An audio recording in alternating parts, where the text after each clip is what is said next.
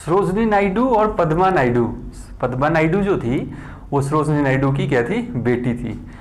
यह भारत की पहली महिलाएं ऐसी थी, ये माँ और बेटी, जो क्या बनी थी, राज्यपाल बनी थी किसी भी देश के लिए, किसी भी राज्य की। तो सरोजिनी नायडू आपको पता था जब भारत आज़ाद हुआ था तो 1948 में यूनाइटेड प्रोविंस यूपी जो थी, यूपी जिसको कहते हैं, उसकी क्या बनी थी, यूनाइटेड प्रोविंस की क्या बनी थी, ये बनी थी आपकी राज्यपाल, पहली महिला।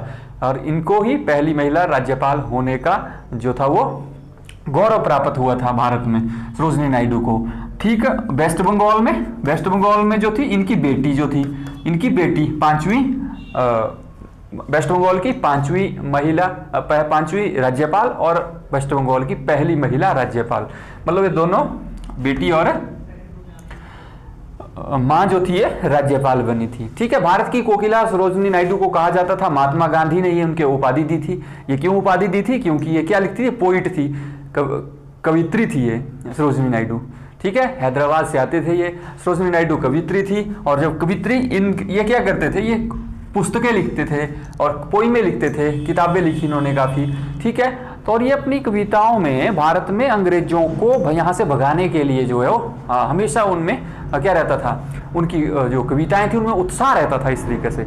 ठीक है, तो महात्मा गांधी ने उनको प्रेरित कर दिया और इनको एक उपनाम दिया। क्या उपनाम दिया, कोकिला, भारत की कोकिला, नाइटिंगेल ऑफ इंडिया। ठीक है, ये उपनाम इनको दे दिया गया था।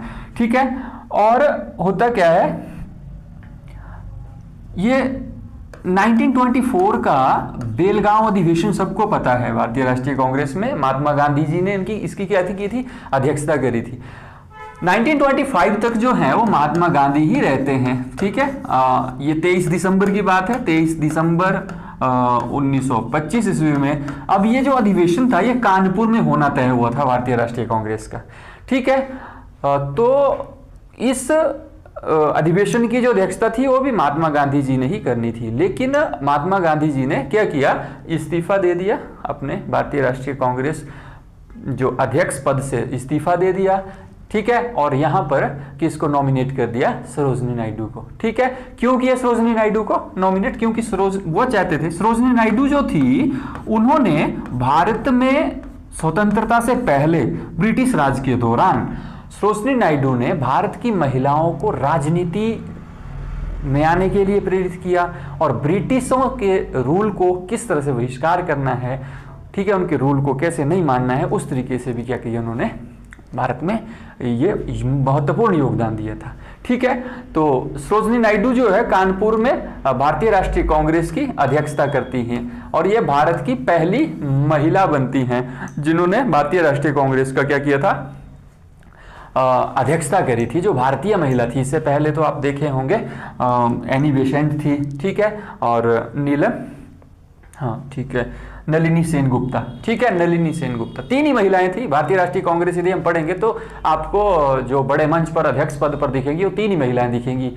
ठीक है, एनी बेसेंट दिखेंगी जो आयरिश महिला थी 1917 में, और उसके बाद आपको दिखेंगी 1925 में कानपुर अधिवेशन हुआ था और उसमें सरोजिनी नायडू थी, और 1933 में एक कलकत्ता अधिवेशन हुआ था, उसमें नलिनी सेनगुप्ता दिखेगी। ये तीन ही महिलाएं दिखेंगी, लेकिन यहाँ से अधिकांश क्वेश्चन जो पूछा जाता है वो सरोजिनी नायडू से पूछा जाता है, नाइटिंगेल ऑफ इंडिया से पूछा जाता है। ये क्यों, क्योंकि इन्होंने बहुत ही महत्वपूर्ण भूमिका जो भारत के ब्रिटिश राज के दौरान जो निभाई थी कि महिलाओं को इन्होंने क्या किया था, प्रेरित किया था। ठीक है, इसलिए इनको ये उपनाम से भी जाना जाता था। इनकी जो एक फेमस 1905 में सबसे पहले इनकी जो एक कविता थी गोल्डन थ्रेशोल्ड। ठीक है, गोल्डन थ्रेशोल्ड, सुनहरी दहलीज। ठीक है, और एक और थी इनकी बड़ी फेमस थी, इन द बाजार ऑफ हैदराबाद। ठीक है, इन द बाजार ऑफ हैदराबाद। इस तरीके से इनकी, ये इंग्लिश राइटर थी। ठीक है, और ये अंग्रेजी में अधिकांश जो थी वो लिखा करती थी। ठीक है, और सरोजिनी नायडू के नाम जो है वो तीन गौरव भारत में हैं। सबसे पहला गौरव मैंने आपको बताया कि ये भारतीय महिला, भारतीय राष्ट्रीय कांग्रेस की पहली महिला जो थी वो अधिवेशन में अध्यक्षता करती है। इससे पहले 1917 में एनी बेसेंट थी, जो वो भारतीय नहीं थी, वो भारतीय मूल की नहीं थी। ठीक है, नलिनी सेनगुप्ता थी उसके बाद तीसरे नंबर पर। ठीक है, 1917, 1925 और 1933 ये 3 अधिवेशन हुए थे। इन तीनों अधिवेशनों में महिलाओं ने जो था वो भारतीय राष्ट्रीय कांग्रेस की अध्यक्षता करी थी। ठीक है, और ये पहले 2 जो पहला जो था वो कलकत्ता में हुआ था और अंतिम 1933 का वो भी कलकत्ता में हुआ था। ठीक है, और बीच का बचा 1925 का, ये कानपुर में हुआ था। हम उम्मीद करता हूँ कि आपको ये बिल्कुल अच्छे तरीके से जो याद रह जाएंगी चीज़ें। ठीक है, और ये इनकी जो बेटी थी, और बाकी इनके जो परिवार से थे वो कोई भी राजनीति में नहीं आया। उसके बाद जो है सरोजिनी नायडू के परिवार से। ठीक है, इनकी बेटी थी वो गवर्नर बनी थी बस, और इसमें कोई इनमें अधिकांश आती नहीं है। 1925 की ये घटना है इसलिए इंपॉर्टेंट हो जाती है क्योंकि 100 वर्ष हुए हैं अभी। ठीक है, दिसंबर में 100 वर्ष हो जाएंगे इसके लिए। तो एक काकोरी कांड होता है, आपको पता है काकोरी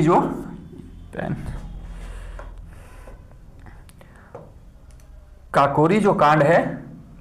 ठीक है, काकोरी जो कांड है, काकोरी एक जगह है उत्तर प्रदेश में, कानपुर के पास। ठीक है, ये 9 अगस्त को 1925 में ये एक घटना होती है। ठीक है, इसमें जो है वो चंद्रशेखर आज़ाद होते हैं हमारे। ठीक है, राम प्रसाद बिस्मिल होते हैं। ये कुछ क्रांतिकारी थे जिन्होंने क्या किया था कि ब्रिटिश का जो खजाना था उससे एक ट्रेन जारी थी, उससे जो भरकर उसे ट्रेन लूट ली थी इन्होंने। ठीक है, उन्होंने 8,000 रुपये लूट लिया था उसमें। कितना? 1925 8,000 रुपये जो राशि लूटी थी। ठीक है, 8,000 रुपये आपको ये बड़ी कॉमन लग रही होगी, लेकिन उस समय ये पैसा बहुत ज़्यादा था। आप इस तरीके से अंदाज़ा लगा सकते हैं कि उस समय जो भारत के प्रधानमंत्री का जो वेतन भत्ते थे वो लगभग 2,000 1500 2,000 के करीब थे। ठीक है, तो उन्होंने 8,000 रुपये की जो राशि लूटी थी। ठीक है, और इसमें HRA का गठन हुआ था ना, उसके लिए पैसा इकट्ठा कर रहे थे। HRA का गठन क्यों हुआ था? ठीक है, HRA का गठन क्यों हुआ था? जितने भी गर्म दल के जो नेता थे, क्रांतिकारी नेता थे, ये चाहते थे कि क्या करेंगे, हम भारत से अंग्रेजों को भगा देंगे। ठीक है, तो उसके लिए कार्य करते थे। ठीक है, अहिंसा का रास्ता इन्होंने अपनाया था। महात्मा गांधी जो हिंसा का रास्ता इन्होंने अपनाया था। ठीक है, हिंसक तरीके से जो है क्या कर देंगे, हम भारत को आज़ाद कराएंगे, अंग्रेजों को यहाँ से भगा देंगे। ठीक है, यही एक कारण था कि काकोरी कांड जो इन्होंने किया था। और काकोरी कांड में क्या किया था, इनको पकड़ लिया गया था बाद में चलकर। आगे आपको पता है कि बाद में चलकर इनको पकड़ लिया गया और फांसी की सज़ा सुना दी गई। चंद्रशेखर आज़ाद जो थे उन्होंने खुद को गोली मार दी थी। ठीक है, और शहीद हो गए थे 27 फरवरी 1931 ईस्वी को। ठीक है, 27 फरवरी 1931 को चंद्रशेखर आज़ाद जो था, इलाहाबाद का एक अल्फ्रेड पार्क है। पेपर में क्वेश्चन पूछा, बहुत ज़्यादा बार क्वेश्चन पूछता है कि अल्फ्रेड पार्क किस व्यक्ति से, किस क्रांतिकारी से संबंधित है। तो अल्फ्रेड जो पार्क है वो इलाहाबाद में है। और ये पार्क जो है ये क्यों फेमस है? चंद्रशेखर आज़ाद के नाम से फेमस है, क्योंकि इसी पार्क में जो चंद्रशेखर आज़ाद ने जो एक गोली बची थी वो उन्होंने खुद को शूट कर दिया था इस गोली से। ठीक है, तो काकोरी कांड की घटना 1925 में हुई थी। ठीक है, ये भी आपको ध्यान रखना है। ठीक है, इन घटनाओं को पूरे क्या हो गया, अभी 1 शताब्दी हो गई है, 100 वर्ष हो गए हैं। 100 वर्ष हो गए हैं, इसलिए आपने क्या करना है, इनको माइंड में रखना है, क्योंकि एग्जामिनर कभी जो है यहाँ से क्वेश्चन पूछ लेता है। ये चीज़ें आपको बिल्कुल क्लियर हो जानी चाहिए। ठीक है, और भी घटनाएं बड़ी हुई 1925 में।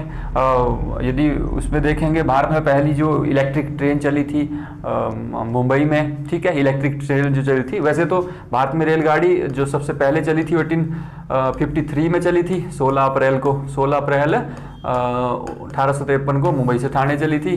ठीक है, लेकिन जो 1925 में चली थी वो मुंबई में पहली इलेक्ट्रिकल जो विद्युत से चलने वाली जो रेलगाड़ी जो चली थी। ये सारी घटनाएं 1925 की हैं।